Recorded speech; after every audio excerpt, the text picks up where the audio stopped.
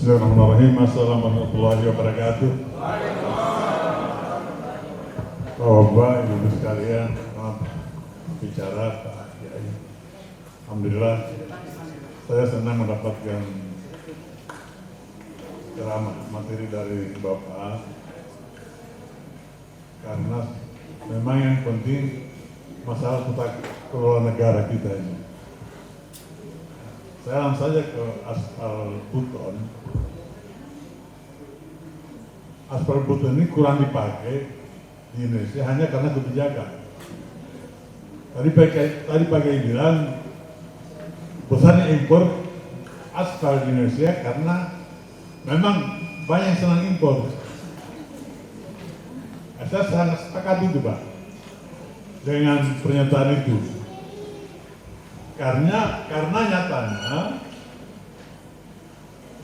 kalau di tingkat presiden sudah 2 presiden datang langsung ke Pasar Raja. Dulu Pak Harto. Maka setelah Pak Harto berkunjung, beliau menurunkan proyek besar yaitu sekitar 60 km barangkali sampai sana. Supaya karena waktu itu sudah terjadi PHK besar-besaran dan PT Sarana Karya Batu tidak mampu lagi membayar gaji karyawan, maka diberikanlah proyek besar-besaran antara Pasar Raja sampai Lasalimo 60 km dengan spek penetrasi.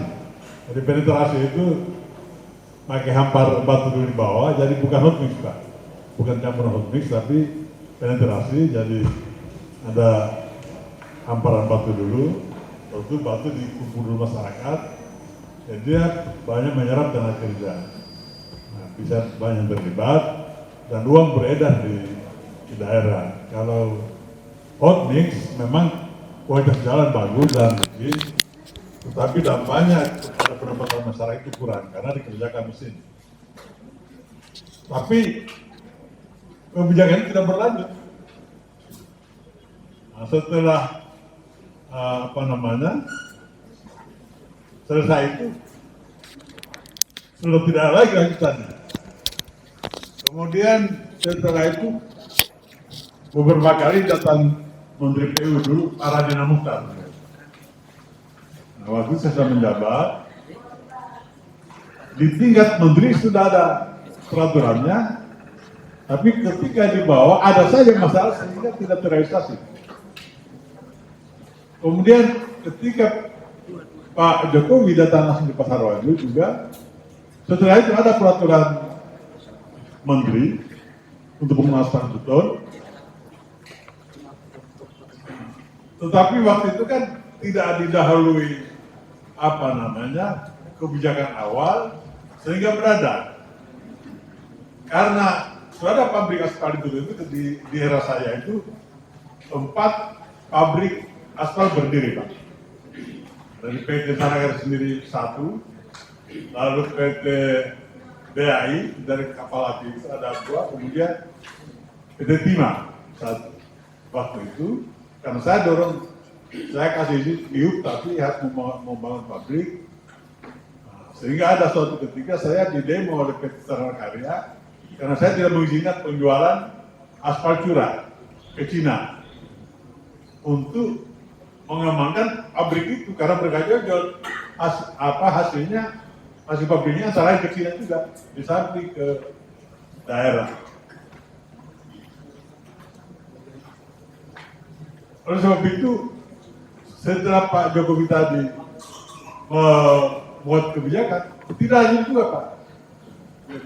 Jadi langsung dikasih target, tapi pabrik aspal ini belum siap. Kira-kira terserap hanya 20%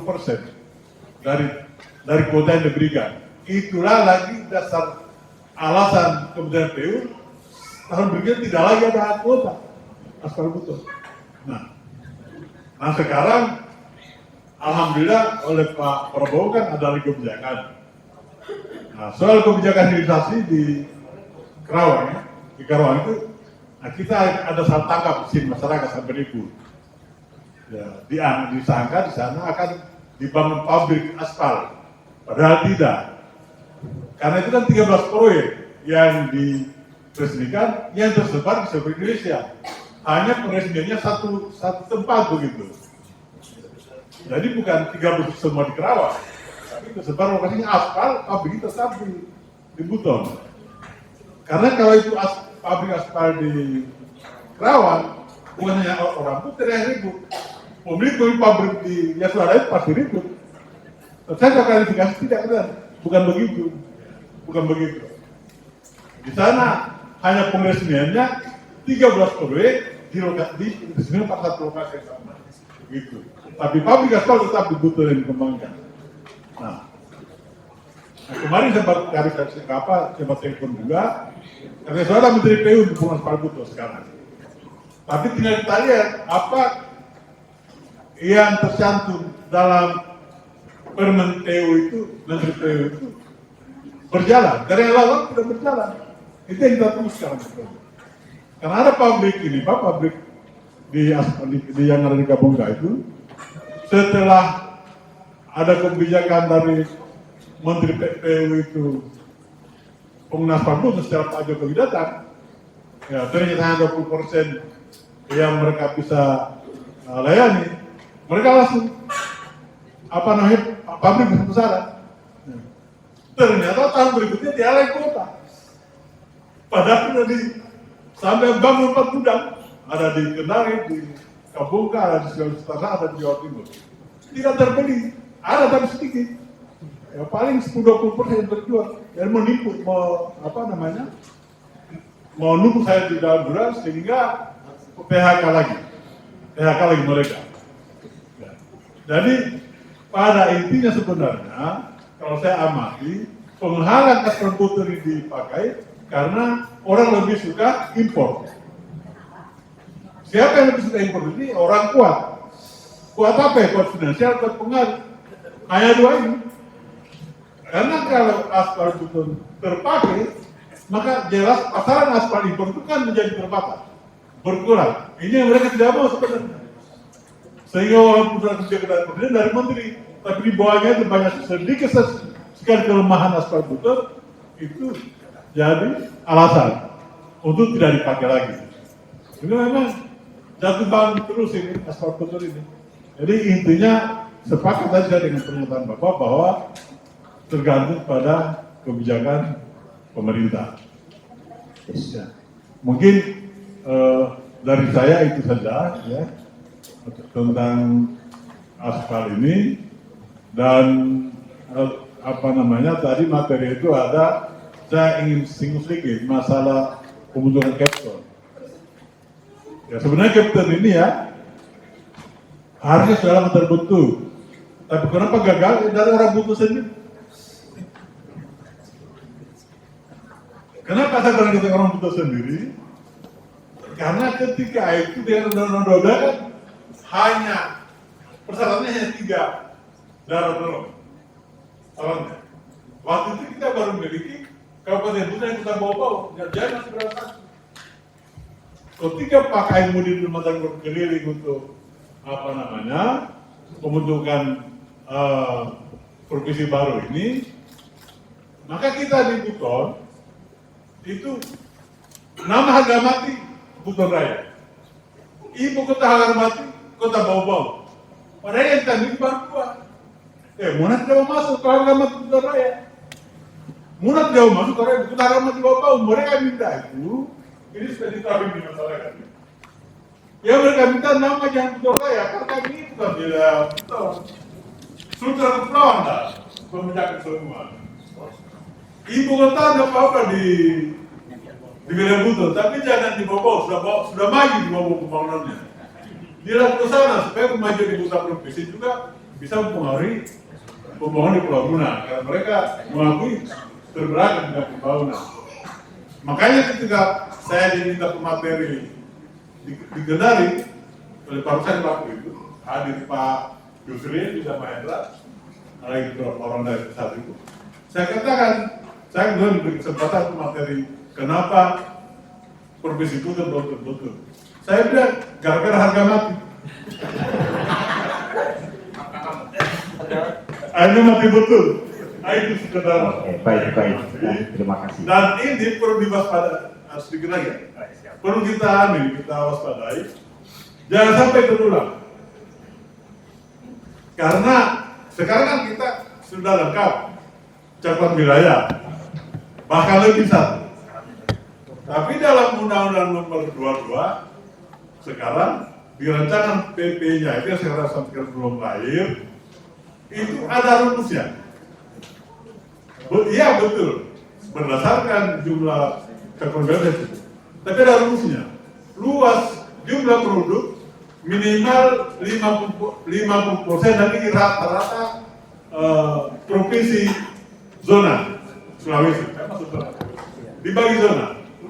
Nah, rata-ratanya provinsi Sulawesi ini dari utara, Gorontalo, tengah, Sulawesi Barat, Selatan, Tenggara, itu 1 juta lebih sedikit. Captain hanya 600.000. Mandek lagi. Kemudian luas wilayah. Luas wilayah rata Sulawesi ini itu lebih 1000 km persegi. Sementara Captain hanya 600. Nah, ini harus diantisipasi. Kalau ini tetap berlaku, berarti harus ada yang mudah. Kalau ada yang mudah masuk ke barat itu cukup. Maka resikonya akan kembali lagi menjadi negosiasi soal nama dan ibu kota. Saya sudah sama Pak Amirul bilang dia DPD sekarang kemungkinan tidak, karena banyak daerah ada rumus tidak dipakai karena banyak daerah yang menolak itu. Tetapi ketika Kemendagri datang di Kenari 2023 yang lalu menjelaskan rumus itu dipakai. Strategi besar untuk menekan daerah baru, terhukum daerah baru itu anggaran besar, apalagi sekarang kan masih kecil. Saya kira itu. Dan saya ini saja Pak Kiai, terima kasih. Baik, terima kasih banyak orang tua kita, Bapak Mentan Bupati Buton, KPK. Saya persilakan kepada ibu-ibu dulu di belakang, ini yang pakai ungu ya, kerudung ungu. Terima kasih. Assalamualaikum warahmatullahi wabarakatuh. Waalaikumsalam warahmatullahi wabarakatuh. Alhamdulillah, rahmat buat saya pribadi dan kawan-kawan ibu-ibu yang bertatapan langsung dengan Bapak Pemateri. Selamat datang Pak, terima kasih atas informasi tentang mulai dari sejarah aspal, mutu dan lain sebagainya. Saya langsung ke temanya. Tema hari ini kita membahas soal hilirisasi aspal Buton, berkah atau bencana bagi negeri Khalifatul Khamis. Hilirisasi hadir ini merupakan manifestasi dari Undang-Undang Mineral dan Batu Bara dan Undang-Undang Cipta Kerja, mungkin seperti itu ya, sehingga lahirlah kebijakan hilirisasi. Nah, berbicara hilirisasi berarti berbicara pada peningkatan kebijakan kualitas pengelolaan tambang itu sendiri, yang pada akhirnya ada bermuara kepada nilai tambah ekonomi sosial politik pada wilayah daerah tambang itu sendiri. Mungkin seperti itu pemahaman saya. Nah, kembali ke Buton, aspal Buton. Kita melihat di bulan lalu itu ada perdebatan antara pro dan kontra tentang bahan mentah ya, aspal yang akan diolah di Karawang. Itu ada isu itu. Nah, ternyata itu kan hanya sebatas isu kebijakan yang tentu saja pasti isu itu dilontarkan oleh para kaki tangan oligarki untuk memicu bagaimana. Nah, ini kan sebenarnya kalau melihat teori politik ini adalah teori para Yahudi. Ketika ingin menghancurkan sesuatu atau melancarkan perjuangan mereka, maka dia melempar isu. Nah, seperti itu. Nah, ini terjadi di Indonesia. Nah, kembali kita lihat, apa kita sudah siap? Dalam hal ini harusnya, mohon maaf panitia, yang dihadirkan harusnya ada pemerintah Kabupaten Buton sebagai pemegang kekuasaan penyelenggaraan negara ini di wilayah Buton itu sendiri. Harus ada. Supaya bisa terjawab hilirisasi ini berkah atau neraka. Karena kalau tidak ada mereka sama saja Pak.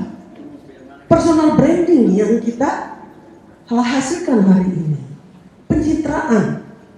Berbicara pada negara pewayangan. Artinya dia bisa kamuflase. Buton, kenapa tidak dilirik? Kita pertanyakan dulu. Kebetulan di sini ada orang tua kita, mantan Bupati Buton. Di RT RW-nya, di RDRT-nya, itu sudah ada tidak pemilahan kawasan industri. Itu harus diperjelas Pak, supaya kita tidak salah arah. Pertemuan hari ini ada hasil. Bukan nostalgia yang harus diungkit tentang aspal Buton. Aspal Buton itu mutunya sangat luar biasa. Tidak mungkin Chinese menggunakan aspal Buton kalau mutunya jelek. Itu saja logika sederhananya. Tetapi bagaimana penentu kebijakan ini? Serius tidak menangani hal ini? Serius tidak ketika hilirisasi ini, kebijakan hilirisasi ini ditolakkan? Baik. Nah, aspal Buton bisa punya nilai tambah yang berhubungan dengan hilirisasi ini. Ketika rencana tata ruang wilayah kita itu sudah jelas.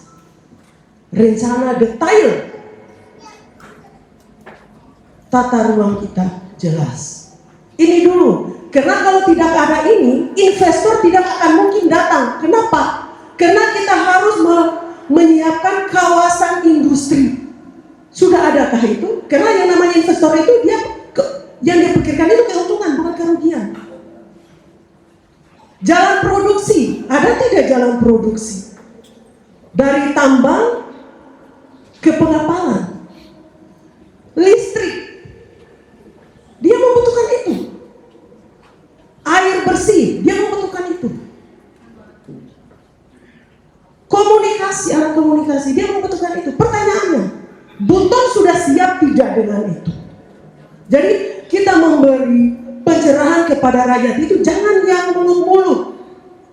Jangan yang membuat rakyat itu kita nina bobokan. Kayak kebijakan-kebijakan pemerintah sekarang ini yang amburadul. Nah ini mungkin Pak yang harus dilihat kembali. Nah pertanyaannya kita untuk keberlanjutan kegiatan ini, apa yang harus dilakukan oleh forum ini? Tolong undang pemerintah Kabupaten Buton dalam hal ini agar hilirisasi ini tidak sebagai telur yang mencerahkan, tetapi ketika kita mendatangi rupanya dia bukan telur. Ibaratnya kalau orang berpacaran itu dia pakai ilmu gunung. Kita pandang dari jauh indah sangat luar biasa, tetapi kita dekati ya Allah Akbar. Nah, itu yang perlu yang perlu dilakukan oleh panitia. Terima kasih. Assalamualaikum warahmatullahi wabarakatuh. Waalaikumsalam warahmatullahi wabarakatuh. Ya Pak Narasumber, nama saya Tuhan Mujaya. Jadi terkait aspal Buton ini, perjuangannya sebenarnya berat. Karena pembeli aspal Buton ini hanya 3 orang, Pak. Pertama Presiden, kedua Menteri, ketiga Kepala Daerah. Jadi yang beli aspal Buton itu hanya 3 orang. Nah investor itu dapat izin dari pemerintah. Kalau kementerian, secara teknis yang membeli aspal Buton itu adalah balai. Sejak 2006 saya berjuang untuk aspal Buton, bahkan sampai di tahun 2014. Setelah turun dana desa, di awal Pak Jokowi jadi presiden, saya berjuang di Kemendes agar semua kepala desa yang membangun atau mengembangkan jalan-jalan desanya menggunakan aspal Buton. Bayangkan Pak, perjuangan sampai. Tetapi memang mafia itu turun bukan hanya sampai ke menteri, sampai ke kepala desa. Itu betul. Saya berhitung hari ini kepala desa ketika membangun jalan desanya atau lorong-lorong desanya itu menggunakan rapat beton, termasuk kepala desa di Keton ini.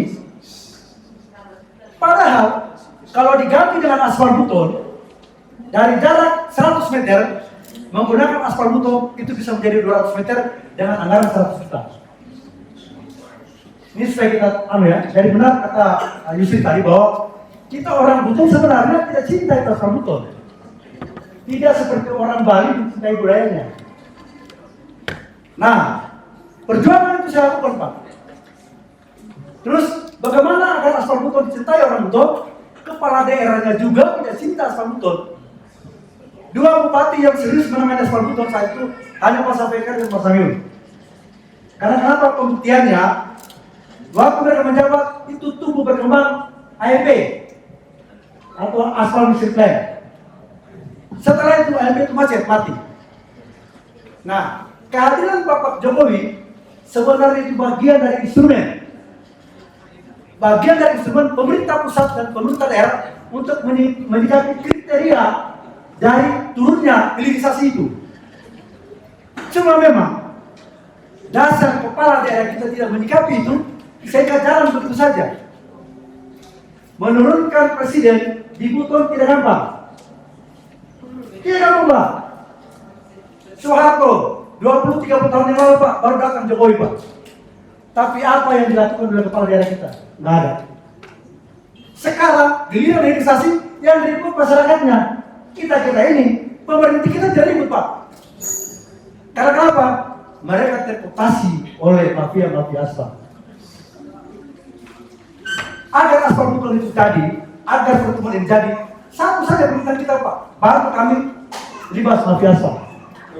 Itu saja. Baik. 2024 kemarin, saya melakukan kegiatan seminar 100 tahun aspal beton di luar, Pak. Tapi almarhum Mustari, Pak PJ Bupati, Pak Tony tolong bantu saya lakukan di Buton. Maksud saya kegiatan itu agar menarik kembali di pemerintah kita daerah untuk mencintai aspal beton. Tapi tidak ada juga, Pak.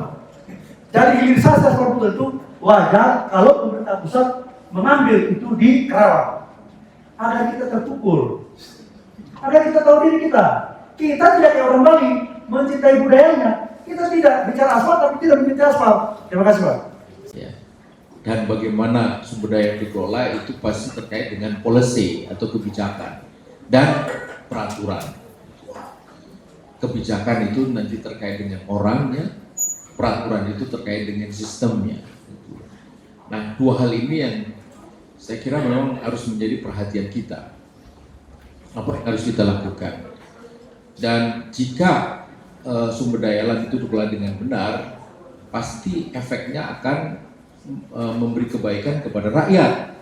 Kebaikan kepada rakyat itu akan berdampak kepada semua sektor, utamanya adalah sektor yang tadi disebut oleh Ibu, yaitu sektor pengembangan atau peningkatan sumber daya manusia, human capital. Karena kita tahu bahwa kemiskinan di negeri ini luar biasa. Kalau kita menggunakan garis kemiskinan yang dibuat oleh Bappenas itu ada tadi saya sebut 25 juta. Tapi kalau kita menggunakan garis kemiskinan yang dibuat oleh World Bank, $2 per orang per hari, itu ada 72% rakyat Indonesia yang hidup di bawah garis kemiskinan versi World Bank. Itu artinya sekitar 150 juta orang yang hidup di bawah garis kemiskinan itu. Itu kan satu jumlah yang sangat besar sesungguhnya. Nah, apa pangkalnya kemiskinan itu? Pangkal dari kemiskinan itu adalah distribusi kekayaan yang tidak adil. Jadi betul tema itu adalah mestinya tema keadilan.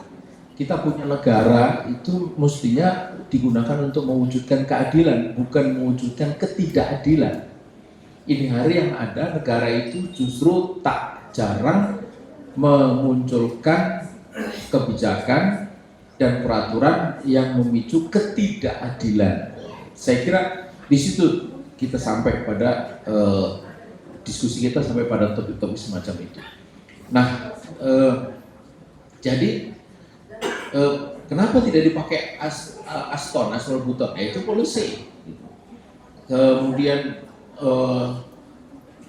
dan siapkah kita ini mengelola aspal buton? Itu juga policy. Siap atau tidak kan berpulang kepada kita. Itu sama pertanyaannya dengan ketika Freeport ini diambil. Apakah kita bisa? Itu sama juga pertanyaan ketika dulu Caltech yang kemudian berubah menjadi Chevron itu mau diambil. Apa kita bisa? Itu pertanyaan yang sebenarnya secara teoretik bisa dijawab, secara praktis juga bisa dibuktikan. Termasuk juga bagaimana mempengaruhi rakyat untuk bisa memandang bahwa Aston ini satu kebaikan dan karenanya mereka bergairah untuk menyambut pengelolaan Aston ini dengan sebaik-baiknya, ya. Dan bagaimana aspal buton ini bisa bersaing itu juga sepenuhnya teknologi. Jadi Bapak Ibu sekalian, balik kepada topik yang kita bicarakan. Yang pertama adalah bicara tentang policy dan aturan. Kita bicara dulu aturan. Ini sumber daya alam ini sebenarnya ini bagaimana posisinya atau kedudukannya. Tadi ada yang mengutip pasal konstitusi bahwa itu dikuasai oleh negara. Dikuasai oleh negara itu maknanya apa?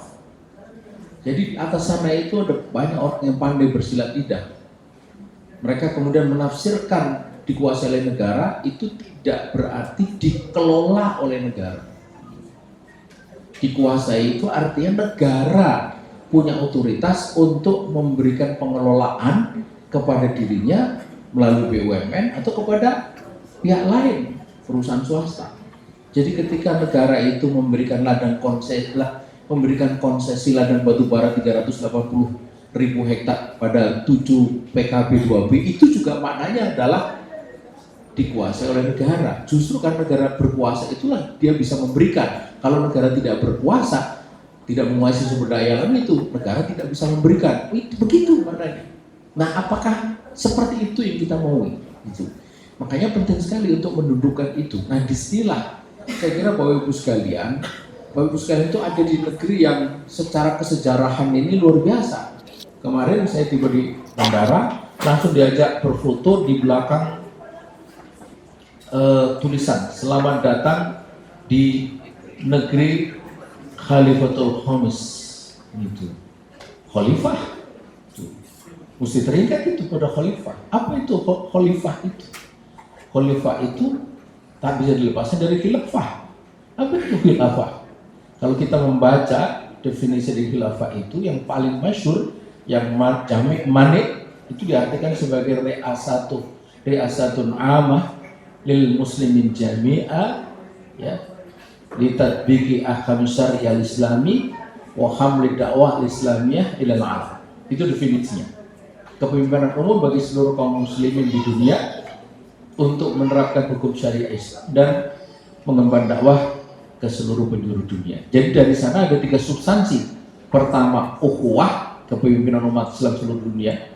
Yang kedua, syariah, untuk menerapkan syariah secara kafah. Yang ketiga, dakwah.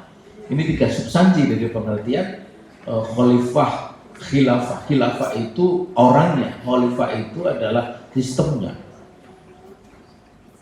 Jadi Bapak sekalian tinggal di sebuah negeri atau sebuah wilayah yang secara terminologis itu dekat sekali dengan gagasan-gagasan ini atau dengan ajaran ini.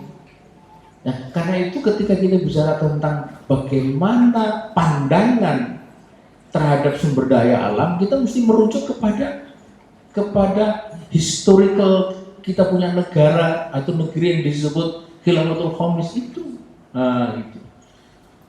Yaitu syariah, ajaran Islam. Apakah ada ajaran Islam? Apakah ajaran Islam ada yang berbicara soal seperti itu? Di sini masalahnya. Saya baru lagi menulis, tapi sudah selesai, boleh disebut selesai. Judulnya itu menjadi komunis judulnya itu. Itu saya ceritakan sedikit kenapa ada banyak anak muda tertarik kepada sosialisme komunisme. Di antaranya Ini yang menjadi catatan sejarah itu Semaun. Siapa itu Semaun? Semaun itu ketua umum PKI yang pertama pada usia yang sangat belia, 21 tahun, masih muda. Siapa Semaun? Agamanya apa? Muslim dia. Muslim dia. Kenapa komunis? Itu dia pertanyaannya. Kenapa dia jadi komunis? Padahal dulu sebelumnya dia itu aktif di Syarikat Islam. Bapak Ibu sekalian, bukan hanya Semaun, di situ ada Nyoto, di situ ada bahkan DN Aidit. Nah, DN Aidit itu nama aslinya di Nusantara Aidit itu nama aslinya Ahmad Aidit, anak dari tokoh Muhammadiyah di Bangka Belitung. Kenapa kemudian jadi komunis? Jadi rupanya kalau kita membaca sejarah itu Islam itu acap ditangkap sebagai agama ritual individual, seperti seolah-olah Islam itu tidak punya ajaran-ajaran menyangkut penyelesaian berbagai persoalan yang mereka prihatinkan. Apa itu? Ketidakadilan, ketimpangan ekonomi, kemiskinan, penindasan, segala macam. Ini seolah-olah tidak ada. Apa betul Islam itu tidak punya ajaran seperti itu? Mereka melihat faktanya banyak orang Islam itu justru menjadi komprador dari penguasa penindas, memberikan legitimasi agama. Di negeri-negeri Islam juga banyak ketimpangan, bahkan memberikan legitimasi, mendoakan supaya penguasa ini terus berkuasa segala macam gitu. Mereka juga ikut korup. Itu orang-orang Islam yang mengurus agama bahkan juga ikut korupsi, mengurus haji ikut korupsi. Itu yang dilihat gitu. Makanya kemudian mereka menilai bahwa Islam itu agama yang tidak relevan dengan kehidupan yang ada sekarang ini. Ini sesuatu yang sangat berbahaya. Tidak sepenuhnya salah mereka. Di antaranya juga kelemahan dari dakwah. Dakwah yang hadir ini hari, dakwah yang menonjolkan Islam sebatas ritual individual tadi itu.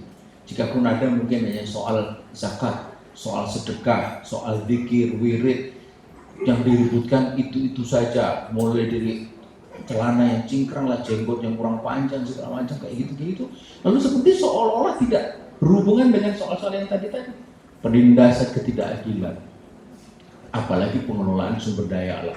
Padahal sejatinya Islam adalah agama yang kalau dalam bahasa Al-Quran disebut tibyanan likulli syai'in, menjelaskan segala sesuatu. Mengenai sumber daya alam, Nabi itu jelas sekali mengatakan al-muslimuna suraka fi thalathin, atau dalam lafaz lain innan nasa suraka fi thalathin. Orang Islam itu berserikat dalam 3 hal. Artinya memiliki secara bersama 3 hal. Al-ma', air, wal kala, padang rumput, hutan, wan nar, api, energi. Suatu hari datang kepada Nabi Abyad bin Hambal, Nabi yang dermawan, ketika mendengar permintaan Amr bin Aman untuk mendapatkan ladang garam, langsung diberikan. Lalu seketika itu ada sahabat yang menukas atau bertanya kepada Nabi, atadruna ma qata'ta lahu? Wahai Nabi, tahukah kau apa yang telah kau berikan kepada orang itu? Tidak dijawab oleh Nabi, tapi kemudian orang itu memberikan penjelasan, innama qata'ta lahu al-ma'al aid. Sesungguhnya engkau baru saja memberikan sesuatu yang amat sangat banyak. Digambarkan seperti air yang terus mengalir. Tahu begitu, Nabi yang mengajarkan kepada kita, kalau kita ini sudah memberikan sesuatu kepada orang, jangan ditarik lagi pemberian kita. Hari itu dia tarik pemberian itu, karena ternyata yang dia berikan itu sesuatu yang amat sangat banyak, tambang garam yang sangat banyak. Dari sini para ulama kemudian membagi kepemilikan itu menjadi 3. 1 kepemilikan individu, yang kedua kepemilikan umum, yang ketiga kepemilikan negara. Kepemilikan pribadi yang milik pribadi, kepemilikan umum milik rakyat semuanya. Apa itu? Ya 3 tadi itu, air, padang rumput, dan api, energi. Dan yang kedua adalah barang-barang tambang yang jumlahnya sangat banyak. Jadi ini preposisi yang harus kita pahami, bahwa sumber daya alam, barang tambang, minyak, dan sebagainya yang kita punya di negeri ini begitu melimpah. Ini negeri luar biasa. Kalau disebut ini berkah Allah, ya betul, ini berkah Allah. Makanya kemudian konstitusi yang mengatakan atas berkat rahmat Allah kita merdeka.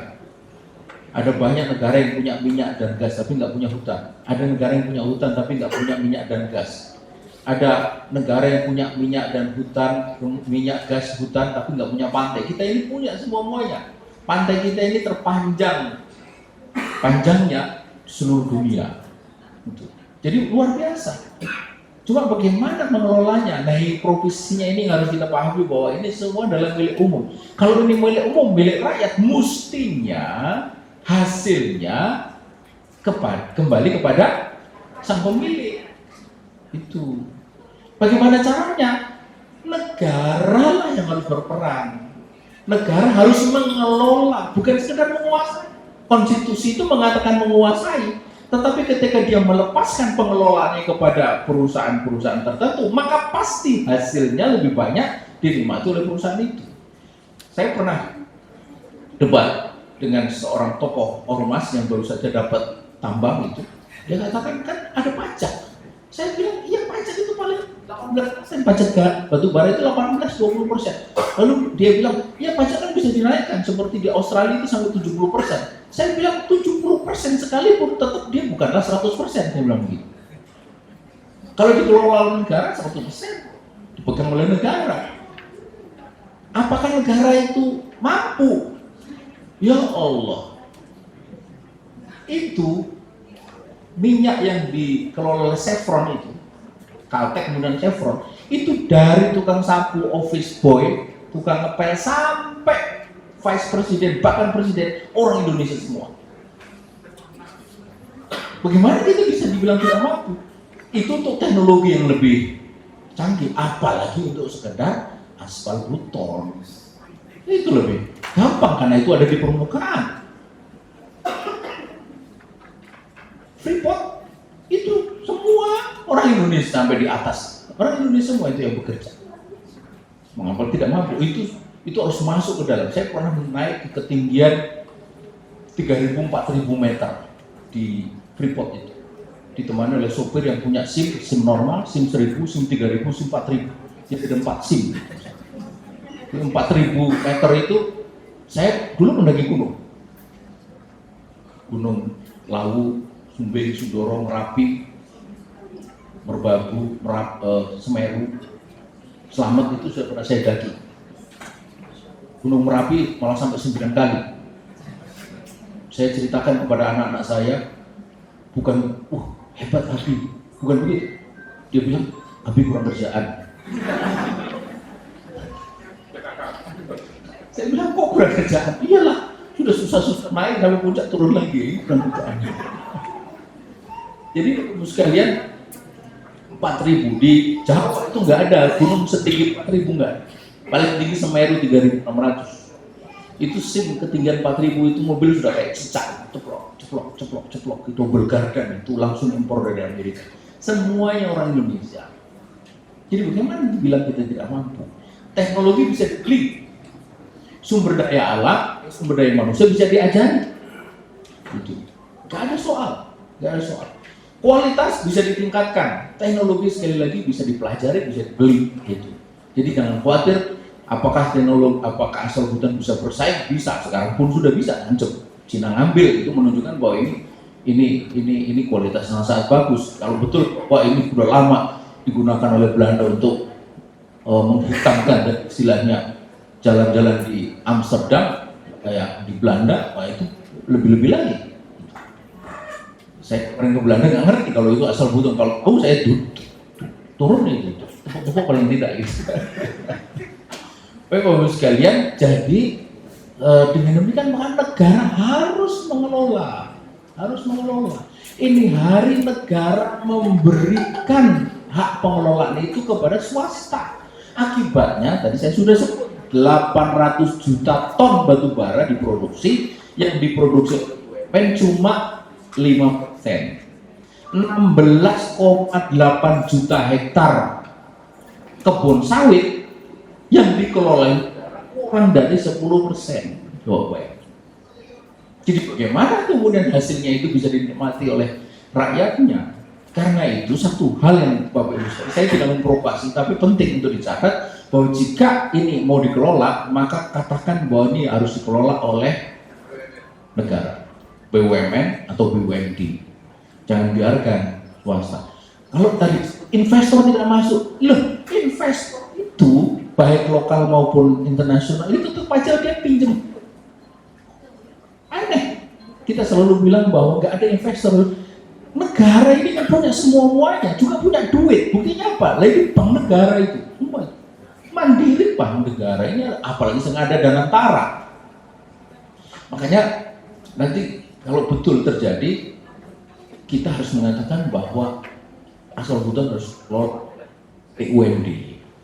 Kalau tidak BUMN, BUMD, supaya hasilnya kembali kepada rakyat. Sampai kalau ini jadi hilirisasi, lalu hasilnya dinikmati oleh korporasi, sementara rakyat di Buton tetap aja hanya dapat asetnya atau dapat debunya saja gitu.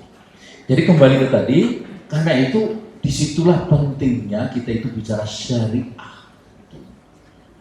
Jadi ketika bicara syariah itu bukan hanya soal sholat, puasa, zakat, haji, atau pakaian, atau munakahat, NTCR, nikah, talak, rujuk cerai, waris, tapi juga soal-soal seperti ini. Jangan lupa, agama kita ini agama yang diturunkan oleh Allah untuk mengatur hidup manusia. Al-Quran kita ini hudal linnas, petunjuk bagi manusia, bukan hudal lil muttaqin saja, hudal lil mu'minin, tapi hudal linnas, petunjuk bagi manusia. Aneh kita muslim, tapi politiknya ambil J.J. Rousseau, ambil Montesquieu, ekonomi ngambil Adam Smith. Bagaimana bisa? Sesuatu yang ini hari sudah terbukti kegagalan dari kapitalisme. Kapitalisme di Eropa, di Amerika itu sudah diprotes, sudah didemo oleh warganya. Pusat atau puncak atau sentral dari kapitalisme Amerika. Sentralnya kapitalisme di Amerika, New York. Sentralnya New York, Manhattan. Di Manhattan mereka bikin demo besar. Capitalism is not working. Kapitalisme gagal. Kapitalisme is merely for 1%. Kapitalisme hanya untuk bekerja untuk 1% orang. We are 99%. Kami 99% tidak diurus oleh kapitalisme. Itu di pusatnya kapitalisme. Karena itu aneh kalau ini hari kita ini masih juga pegang kapitalisme. Sama anehnya kalau anak-anak muda kepencut kepada sosialisme. Lebih aneh lagi kepencut kepada komunisme seperti Semaun itu. Mengapa? Pasti karena ketidaktahuan terhadap Islam. Karena itulah penting pembinaan generasi dengan Islam. Islam yang hadir sebagai way of life, sebagai pandangan hidup, sebagai riasah su'unil umat, pengatur kehidupan umat dalam seluruh aspeknya, termasuk aspek-aspek yang sedang kita diskusikan ini, pengaturan sumber daya alam. Gitu. Dan aturan ini harus menjadi basis policy. Basis kebijakan pemerintah itu. Maka kalau ditanya apa yang kita perlukan atau apa yang harus kita lakukan ini hari, kita harus menghadirkan dua ini. Yang pertama menghadirkan sistem yang benar, aturan yang benar, dan dua menghadirkan orang yang benar. Orang yang benar, orang yang amanah dan mau mengikuti aturan yang benar. Nah itu. Ini hari aturannya udah nggak karu-karuan, itu kapitalis, sekularis, orangnya agak benar juga karena dia bagian dari apa yang disebut korporatokrasi tadi itu. Nah, akhirnya seperti yang kita saksikan, ya. Baik, saya kira itu yang bisa kita sampaikan. Dan harus menata masyarakat Buton dulu sebelum nunjuk-nunjuk Jakarta. Ya betul juga. Masyarakat di sini harus disadarkan dulu tentang apa yang terjadi di sini, tentang apa yang ada di sini, bagaimana sesungguhnya kehendak kita di dalam menghadapi atau di dalam berbicara tentang aspal Buton ini harus paham. Karena itu pertemuan semacam ini tidak boleh berhenti sampai di sini, harus ada follow up-nya, termasuk juga bicara dengan pihak pemerintah untuk menyampaikan aspirasi kita. Aspirasi kita mesti ditulis dengan bagus, dasar-dasarnya dalam perspektif syariah itu seperti apa. Mereka meminta, loh kok pakai syariah? Loh ini negeri khilafatul khomis, jangan lupa. Gitu. Jadi punya dasar historis yang lebih kokoh. ketimbang wilayah-wilayah lain yang tidak punya basis historis. Ini ada gitu. Jadi jangan mengkhianati nenek moyang kita. Gitu kan, kita bisa berargumen seperti itu. Kemudian untuk apa terwujudnya keadilan? Sekarang Bapak Ibu sekalian pikirkan, adil tidak kita yang punya sumber daya alam, kita tidak mendapatkan apa-apa, sementara 1-2 orang, segelintir orang itu begitu rupa. Sekarang atas hak apa coba mereka itu dapatkan ladang batu bara? Atas hak apa? Apa? Dapat konsesi. Atas hak apa? Mereka itu kalau sawit itu ada nanamnya, ada nunggunya, ada prosesnya, ada memerawatnya, memeliharanya, menunggunya 5 tahun paling tidak. Tapi kalau batu bara, kapan nanamnya? Gak ada. Dia tinggal ngambil ya sebanyak-banyaknya dalam tempo yang sesingkat-singkatnya, seperti teks proklamasi. Sama juga dengan aspal beton itu, kapan nanamnya? Nggak ada. Itu berkah dari Allah. Allah munculkan dari bawah itu. Kan itu namanya tambangan dari bawah itu, bitumen di bawah deh. Kok bisa muncul di buton? Itu rezeki antum semua yang ada di sini. Dan adanya hanya di sini, makanya aspal beton itu dari dulu kita belajar SD itu selalu sebutannya aspal beton. Nggak pernah aspal Minahasa, nggak pernah aspal Jogja, apalagi aspal beton. Melekat dengan lokasinya. Itu dari awal. Itu menunjukkan bahwa begitulah. Karenanya maka sekali lagi ini harus dikelola dengan benar dan dikelola dengan benar dengan aturan yang benar. Aturan yang benar datang dari zat yang amat benar, itu Allah Subhanahu Wa Taala. Lalu dikelola, dipimpin oleh orang yang benar, yaitu orang yang mau mengikuti aturan yang benar dengan amanah, insya Allah. Takbir, Allah Akbar.